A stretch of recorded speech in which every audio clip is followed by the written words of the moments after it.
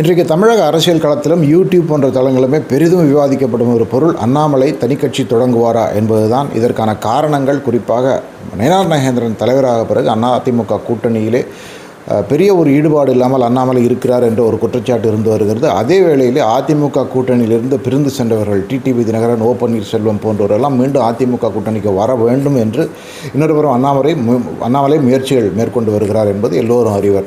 இப்படி இருக்கும் சூழ்நிலையில் அண்ணாமலை தனிக்கட்சி ஆரம்பிக்க வேண்டிய அவசியம் என்ன என்று ஒரு கேள்வி எழுகிறது. உண்மையில் பார்த்தால் அண்ணாமலை இப்போதைக்கு தனிக்கட்சி ஆரம்பிக்க வாய்ப்பு மிக குறைவு.